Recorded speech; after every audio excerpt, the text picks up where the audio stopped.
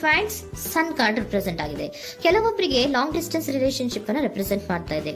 ಮತ್ತೆ ಕೆಲವೊಬ್ರು ಟ್ರಾವೆಲ್ ಮಾಡೋದ್ರ ಮೂಲಕ ನಿಮ್ಮ ಪರ್ಸನ್ ಅನ್ನ ನೀವು ಭೇಟಿಯಾಗಿರುವಂತಹ ಪಾಸ್ಟ್ ನಲ್ಲಿ ರೆಪ್ರೆಸೆಂಟ್ ಆಗ್ತಾ ಇದೆ.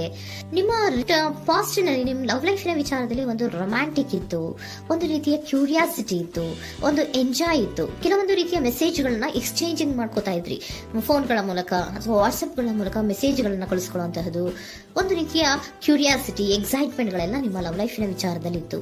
ಪಾಸ್ಟ್ ನಲ್ಲಿ ಕೂಡ ನಿಮ್ಮ ಲವ್ ಲೈಫ್ ನ ವಿಚಾರದಲ್ಲಿ ಯಾವುದೇ ರೀತಿಯ ತೊಂದರೆಗಳಿರಲಿಲ್ಲ. ಸೊ ಪಾಸಿಟಿವ್ ಆಗಿತ್ತು. ಪಾಸಿಟಿವ್ ಚೇಂಜಸ್ ಗಳು, ಬದಲಾವಣೆಗಳನ್ನೇ ನೀವು ನೋಡಿದ್ದೀರಾ. ಯಾವುದೇ ರೀತಿಯ ತೊಂದರೆಗಳೇನು, ಜಗಳಗಳೇನು ಇಲ್ಲದೆ ಇರುವಂತಹದ್ದು ರೆಪ್ರೆಸೆಂಟ್ ಆಗ್ತಾ ಇದೆ. ಅಟ್ ದ ಪ್ರೆಸೆಂಟ್ ಸಿಚುಯೇಷನ್ ಹೇಗಿದೆ? ಈಗಿನ ಸಿಚುಯೇಷನ್ ಕೂಡ ಸೆಕ್ಯೂರ್ ಆಗಿರುವಂತಹದ್ದು. ನಿಮ್ಮ ಲವ್ ಲೈಫ್ ನ ವಿಚಾರದಲ್ಲಿ ಅಟ್ ಪ್ರೆಸೆಂಟ್ ಅಲ್ಲೂ ಕೂಡ, ಈ ಹಿಂದೆನೂ ಕೂಡ ನಿಮಗೆ ಚೆನ್ನಾಗೇ ಇತ್ತು, ಈಗಲೂ ಕೂಡ ಪ್ರೆಸೆಂಟ್ ಅಲ್ಲಿ ನಿಮಗೆ ಕಿಂಗ್ ಆಫ್ ಪ್ಯಾಂಟಿಕಲ್ ರೆಪ್ರೆಸೆಂಟ್ ಆಗ್ತಾ ಇರೋದ್ರಿಂದ ನಿಮಗೆ ಲವ್ ಲೈಫ್ ನ ವಿಚಾರದಲ್ಲಿ ಚೆನ್ನಾಗೇ ಇದೆ. ಸೊ ಒಂದು ಭದ್ರತೆ ಇದೆ. ಲವ್ ಲೈಫ್ ನ ವಿಚಾರದಲ್ಲಿ ಒಂದು ಸಾಮರಸ್ಯ ಇದೆ. ಯಾವುದೇ ರೀತಿಯ ತೊಂದರೆಗಳು ಏನು ಕಾಣ್ತಾ ಇಲ್ಲ. ಸೆಕೆಂಡ್ ಕಾರ್ಡ್ ಬಂದಿರುವಂತಹದ್ದು ಪ್ರೆಸೆಂಟ್ ಸಿಚುಯೇಷನ್ ಅಲ್ಲಿ ಸ್ಟ್ರೆಂತ್ ಇದೆ, ಬಾಂಡೇಜ್ ಇದೆ. ಚೆನ್ನಾಗಿ ನಿಮ್ಮಿಬ್ಬರ ಮಧ್ಯೆ ಒಂದು ಬಾಂಡೇಜ್ ಇದೆ, ಸಾಮರಸ್ಯ ಇದೆ, ಹೊಂದಾಣಿಕೆ ಗುಣಗಳು ತುಂಬಾ ಇದೆ.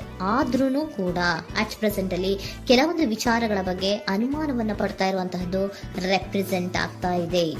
ಅಟ್ ಪ್ರೆಸೆಂಟ್ ಅಲ್ಲಿ ನೀವು ಕೆಲವೊಂದು ವಿಚಾರಗಳ ಬಗ್ಗೆ ನಿಮ್ಮ ಮೇಲೆ ನೀವು ಕೆಲವೊಂದು ಡೌಟ್ ಅನ್ನ ಪಡ್ತಾ ಇರುವಂತಹದ್ದು ರೆಪ್ರೆಸೆಂಟ್ ಆಗ್ತಾ ಇದೆ. ನಿಮ್ ಲವ್ ಲೈಫಿನಲ್ಲಿ ಕೆಲವೊಂದು ರೀತಿಯ ಭದ್ರತೆಗಳಿದೆ. ಸೊ ಯಾವುದೇ ರೀತಿಯ ತೊಂದರೆಗಳೇನೂ ಇಲ್ಲ, ಒಂದು ರೀತಿಯ ಗುಡ್ ಬಾಂಡೇಜ್ ಇದೆ. ಆದ್ರೂ ಕೂಡ ನಿಮ್ಮಲ್ಲಿ ಯಾಕೋ ಆತ್ಮವಿಶ್ವಾಸ ಇಲ್ಲ, ಆತ್ಮವಿಶ್ವಾಸದ ಕೊರತೆಗಳು ರೆಪ್ರೆಸೆಂಟ್ ಆಗ್ತಾ ಇದೆ. ಯಾವುದೋ ಕೆಲವೊಂದು ಅನುಮಾನಗಳು ನಿಮ್ಮಲ್ಲಿ ನಿಮ್ಮ ಲವ್ ಲೈಫಿನ ವಿಚಾರವಾಗಿ ಇರುವಂತಹದ್ದು ರೆಪ್ರೆಸೆಂಟ್ ಆಗ್ತಾ ಇದೆ. ಏನಾದ್ರೂ ತೊಂದರೆ ಆಗ್ತಾ ಇದೆಯಾ, ನನ್ನ ಲವ್ ಲೈಫಿನ ವಿಚಾರವಾಗಿ ಏನಾದ್ರೂ ತೊಂದರೆ ಆಗ್ತಾ ಇದೆಯಾ ಅಂತ ನಿಮ್ಮಲ್ಲೇ ನೀವು ಅನುಮಾನವನ್ನ ಪಡ್ತಾ ಇರುವಂತಹದ್ದು ರೆಪ್ರೆಸೆಂಟ್ ಆಗ್ತಾ ಇದೆ. ಫ್ಯೂಚರಿನ ಬಗ್ಗೆ ಹೇಳೋದಾದ್ರೆ ಕ್ವೀನ್ ಆಫ್ ಪ್ಯಾಂಟಿಕಲ್ಸ್ ಬಂದಿದೆ. ಕ್ವೀನ್ ಆಫ್ ಪ್ಯಾಂಟಿಕಲ್ಸ್ ಬಂದಿರುವಂತಹದ್ದೇನು, ಒಂದು ರೀತಿಯ ಘೋಷಣೆಯನ್ನ ಮಾಡುವಂತಹದ್ದು ರೆಪ್ರೆಸೆಂಟ್ ಆಗ್ತಾ ಇದೆ. ಯಾಕಂದ್ರೆ ನಿಮ್ಮ ಲವ್ ಲೈಫ್ ನ ವಿಚಾರವಾಗಿ ಅಟ್ ಪ್ರೆಸೆಂಟ್ ಅಲ್ಲಿ ಕೆಲವೊಂದು ವಿಚಾರಗಳಲ್ಲಿ ಸ್ಟೇಬಲ್ ರಿಲೇಶನ್ಶಿಪ್ ಅಲ್ಲಿ ಇದ್ರು, ಒಂದು ಗುಡ್ ಬಾಂಡೇಜ್ ಇದ್ರೂ ಕೂಡ ನೀವ್ ಯಾಕೋ ಕೆಲವೊಂದು ವಿಚಾರಗಳ ಬಗ್ಗೆ ಅನುಮಾನವನ್ನ ಪಡ್ತಾ ಇರುವಂತಹದ್ದು, ಅದನ್ನ ರಕ್ಷಣೆ ಮಾಡೋದ್ರೊಳಗೆ ಹೆಚ್ಚು ಗಮನವನ್ನ ಕೊಡ್ತಾ ಇರುವಂತಹದ್ದು ರೆಪ್ರೆಸೆಂಟ್ ಆಗ್ತಾ ಇದೆ. ಇಮಿಡಿಯೇಟ್ ಫ್ಯೂಚರಿನ ಬಗ್ಗೆ ಹೇಳೋದಾದ್ರೆ ನೀವೊಂದು ರೀತಿಯ ಘೋಷಣೆಗಳನ್ನ ಮಾಡುವಂತಹದ್ದು, ನಿಮ್ಮ ಲವ್ ಲೈಫಿನ ವಿಚಾರವಾಗಿ ಕೆಲವೊಂದು ರೀತಿಯ ಹೆಚ್ಚು ಗಮನವನ್ನ ಕೊಡುವಂತಹದ್ದು, ಯಾವುದೋ ನಿಮ್ಮ ವಿಚಾರಗಳಲ್ಲಿ ಹಿಡಿತದಲ್ಲಿ ಏನ್ ಇಟ್ಕೊಂಡಿದ್ರೋ, ನಿಮ್ಮ ಪೊಸೆಸಿವ್ನೆಸ್ ಅನ್ನ ಏನ್ ಇಟ್ಕೊಂಡಿದ್ರೋ, ಯಾವುದೋ ಕೆಲವು ವಿಚಾರಗಳಲ್ಲಿ ನೀವು ಬಹಳಷ್ಟು ಓಪನ್ ಅಪ್ ಆಗಿ ಮಾತಾಡದೆ, ಯಾವ ವಿಚಾರಗಳನ್ನು ಕೂಡ ಹೇಳ್ಕೊಳ್ಳದೆ, ನಿಮ್ಮಲ್ಲೇ ನೀವು ಕೆಲವೊಂದು ಬೇಜಾರುಗಳನ್ನ ಏನ್ ಇಟ್ಕೊಂಡಿದ್ರೋ ಆ ವಿಚಾರಗಳನ್ನ ನೀವು ಮಾತಾಡುವಂತಹ ಸಾಧ್ಯತೆಗಳು ಇಮ್ಮಿಡಿಯೇಟ್ ಫ್ಯೂಚರ್ ನಲ್ಲಿ ಕಾಣಿಸ್ತಾ ಇದೆ. ಯಾವುದೋ ಕೆಲವೊಂದು ವಿಚಾರ, ಯಾಕೆ ಯಾವುದೋ ಕೆಲವು ವಿಚಾರಗಳಲ್ಲಿ ನಿಮಗೆ ಅನುಮಾನಗಳು ರೆಪ್ರೆಸೆಂಟ್ ಆಗ್ತದೆ. ಲವ್ ಲೈಫಿನ ವಿಚಾರ, ಪ್ರೀತಿಯಲ್ಲಿ ಯಾವಾಗ ಅನುಮಾನಗಳು ಸೃಷ್ಟಿಯಾಗುತ್ತೋ ನಾವು ಅವಾಗವಾಗ್ಲೇ ಅದನ್ನ ಬಗೆಹರಿಸ್ಕೊಬೇಕು. ನಮ್ಮಲ್ಲೇ ಇಟ್ಕೊಳ್ಳೋದು, ಅಯ್ಯೋ ಏನಾಗ್ತಾ ಇದೆಯೋ ಅಂತ ಕೊರಗೋದು ಅಥವಾ ಏನಾಗ್ಬಿಡುತ್ತೋ ಅಂತ ಭಯ ಪಡುವಂತಹದ್ದು ಏನು ಬೇಕಾಗಿಲ್ಲ. ಯಾಕಂದ್ರೆ ಲವ್ ಇರುವಂತಹದ್ದೇ ನಂಬಿಕೆಯ ಬುನಾದಿಯ ಮೇಲೆ. ಸೊ ನೀವೇನ್ ಮಾಡ್ಬೇಕು, ಏನಾದ್ರೂ ಸ್ವಲ್ಪ ಡೌಟ್ಗಳು ಬಂದಾಗ ನೀವು ಅದನ್ನ ಬಗೆಹರಿಸ್ಕೋಬೇಕು. ಯಾವ ವಿಚಾರದಲ್ಲಿ ನಿಮಗೆ ಬೇಜಾರಾಗಿತ್ತು ಅದನ್ನ ನೀವೇನ್ ಮಾಡ್ಬೇಕು, ನಿಮ್ಮಲ್ಲೇ ಇಟ್ಕೊಂಡು ಕೊರಗಬಾರ್ದು. ಓಪನ್ ಅಪ್ ಆಗಿ ಮಾತಾಡೋದ್ರ ಮೂಲಕ ನೀವು ಕ್ಲಾರಿಟಿಯನ್ನ ತಗೊಳ್ಳುವಂತದ್ದು ನಿಮಗೆ ಇಮಿಡಿಯೇಟ್ ಫ್ಯೂಚರ್ ನಲ್ಲಿ ಕಾಣಿಸ್ತಾ ಇದೆ. ಯಾವುದೇ ವಿಚಾರಗಳ ಬಗ್ಗೆ ನೀವು ನಿಮ್ಮ ಲವ್ ಅನ್ನ ಅಥವಾ ನಿಮ್ಮ ಪ್ರೀತಿಯನ್ನ ಭದ್ರವಾಗಿ ಉಳಿಸ್ಕೊಳ್ಳೋದಕ್ಕೋಸ್ಕರವಾಗಿ ನೀವು ನಿಮ್ಮಲ್ಲೇ ಇಟ್ಕೊಂಡಿದ್ದಂತಹ ಅಥವಾ ಕೆಲವು ಬೇಜಾರಿನ ವಿಷಯಗಳ ಬಗ್ಗೆ ನೀವು ಹೆಚ್ಚು ಮಾತಾಡಿ, ಓಪನ್ ಅಪ್ ಆಗಿ ಕೆಲವೊಂದು ವಿಚಾರಗಳ ಬಗ್ಗೆ ಮಾತಾಡುವಂತಹದ್ದು ಮತ್ತೆ ಅದನ್ನ ಕ್ಲಾರಿಟಿಗೆ ತಗೊಳ್ಳುವಂತಹದ್ದು ರೆಪ್ರೆಸೆಂಟ್ ಆಗ್ತಾ ಇದೆ. ನಿಮ್ಮಲ್ಲಿ ಬಾಟಮ್ ಆಫ್ ದ ಡಕ್ ಅಲ್ಲಿ ಬಂದಿರುವಂತಹದ್ದೇ ಅದು.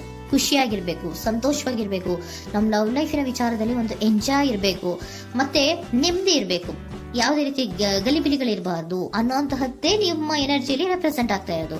ಅದಕ್ಕೋಸ್ಕರನೇ ನೀವು ಏನೇನು ಕೆಲವೊಂದು ಸ್ವಲ್ಪ ಅನುಮಾನವನ್ನ ಪಡ್ತಾ ಇದ್ರಿ ಅಥವಾ ಕೆಲವೊಂದು ವಿಚಾರಗಳಲ್ಲಿ ನೀವು ಡಿಸ್ಟರ್ಬ್ ಆಗಿದ್ರಿ, ಓಪನ್ ಅಪ್ ಆಗದೆ ಹೇಳ್ದೆ ನಿಮ್ಮಲ್ಲೇ ನೀವು ಬೇಜಾರನ್ನ ಮಾಡ್ಕೊಂಡು ಏನು ಕೆಲವು ವಿಚಾರಗಳ ಬಗ್ಗೆ ಕೊರಗ್ತಾ ಇದ್ರಿ, ಅದನ್ನ ನೀವು ಓಪನ್ ಅಪ್ ಆಗಿ ಮಾತಾಡಿ ಅದರ ಬಗ್ಗೆ ತಿಳ್ಕೊಳ್ಳುವಂತಹದ್ದು, ಅದನ್ನ ಕ್ಲಾರಿಟಿಗೆ ತಗೊಳ್ಳುವಂತಹದ್ದು ನಿಮ್ಗೆ ರೆಪ್ರೆಸೆಂಟ್ ಆಗ್ತಾ ಇದೆ. ಪಾಸ್ಟಿನಲ್ಲಿ ನಿಮ್ಗೆ ತುಂಬಾನೇ ಚೆನ್ನಾಗಿತ್ತು, ಅಟ್ ಪ್ರೆಸೆಂಟಿನಲ್ಲೂ ತುಂಬಾನೇ ಚೆನ್ನಾಗಿದೆ. ಬಟ್ ಕೆಲವೊಂದು ವಿಚಾರಗಳ ಬಗ್ಗೆ ನೀವು ಸೆಲ್ಫ್ ಡೌಟ್ ಅನ್ನ ಪಡ್ತಾ ಇರುವಂತಹದ್ದು ರೆಪ್ರೆಸೆಂಟ್ ಆಗ್ತಾ ಇದೆ. ಏನಾಗ್ತಾ ಇದೆಯೋ ಅನ್ನೋದ್ರ ಬಗ್ಗೆ ನೀವು ಸ್ವಲ್ಪ ವಿಶ್ವಾಸವನ್ನ ಕಡಿಮೆ ಮಾಡ್ಕೊಳ್ತಾ ಇರುವಂತಹದ್ದು ರೆಪ್ರೆಸೆಂಟ್ ಆಗಿತ್ತು. ಬಟ್ ಆದ್ರೆ ಇನ್ನು ಇಮಿಡಿಯೇಟ್ ಫ್ಯೂಚರ್ ನಲ್ಲಿ ಏನಪ್ಪಾ ಅಂದ್ರೆ ನಿಮ್ಮ ಲವ್ ಲೈಫ್ ಅನ್ನ ನಾವು ಉಳಿಸ್ಕೊಬೇಕು, ನಾನು ಎಲ್ಲವನ್ನ ನಮ್ಮ ಕಂಟ್ರೋಲ್ ಅಲ್ಲೇ ಇಟ್ಕೊಂಡು ಅಥವಾ ಪೊಸೆಸಿವ್ನೆಸ್ ಅನ್ನ ಬೆಳೆಸ್ಕೊಂಡು ನಾನೇ ಬೇಜಾರು ಮಾಡ್ಕೊಂಡಿದ್ರೆ ಸರಿ ಇಲ್ಲ, ನಾನು ಓಪನ್ ಅಪ್ ಆಗಿ ಮಾತಾಡಿ ಕೆಲವೊಂದು ವಿಚಾರಗಳ ಬಗ್ಗೆ ನಾನು ಕ್ಲಾರಿಟಿಯನ್ನ ತಗೋಬೇಕು ಅಂತ ಆಲೋಚನೆಯನ್ನ ಮಾಡ್ತಾ ಇರುವಂತಹದ್ದು ರೆಪ್ರೆಸೆಂಟ್ ಆಗ್ತಾ ಇದೆ. ಓಕೆನಾ? ಒಂದು ಏಂಜಲ್ ಗೈಡೆನ್ಸ್ ನ ನಿಮ್ಮ ಲವ್ ರೀಡಿಂಗಿನ ವಿಚಾರವಾಗಿ ತಗೊಂಡ್ಬಿಡೋಣ ಅಲ್ವಾ. ದ ಸಿಚುಯೇಷನ್ ವಿಲ್ ಇಂಪ್ರೂವ್, ಸಿಚುಯೇಷನ್ಗಳು ಇಂಪ್ರೂವ್ ಆಗತ್ತೆ. ನೀವು ನಿಮ್ಮಲ್ಲೇ ಇಟ್ಕೊಂಡು ಹೊರಗಬೇಡಿ. ಯಾವುದೇ ವಿಚಾರಗಳನ್ನ ನಾವು ಓಪನ್ ಅಪ್ ಆಗಬೇಕು. ನಾವೇ ಬೇಜಾರು ಮಾಡ್ಕೊಂಡ್ರೆ ಅವ್ರಿಗೆ ಏನ್ ಅರ್ಥ ಆಗುತ್ತೆ, ನಿಮ್ ಪರ್ಸನ್ಗೆ ಏನ್ ಅರ್ಥ ಆಗುತ್ತೆ, ಏನಕ್ಕೆ ಬೇಜಾರು ಮಾಡ್ಕೊಂಡಿದ್ದೀರಾ ಅಂತ ಅವ್ರು ತಿಳ್ಕೊಬೇಕು ಅಲ್ವಾ. ನಿಮ್ಗೆ ಅವರಲ್ಲಿ ಏನೇ ರೀತಿ ಕ್ಲಾರಿಟಿ ಬೇಕು ಅಂದ್ರೂ ಕೂಡ ನೀವು ಮಾತಾಡಿ ಕ್ಲಿಯರ್ ಮಾಡ್ಕೊಳ್ಳಿ. ಅವಾಗ ಏನಾಗುತ್ತೆ, ದ ಸಿಚುಯೇಷನ್ ವಿಲ್ ಇಂಪ್ರೂವ್ ಆಗತ್ತೆ. ಇದಿಷ್ಟು ನಿಮ್ಮ ಮಂತಿನ ಲವ್ ರೀಡಿಂಗ್.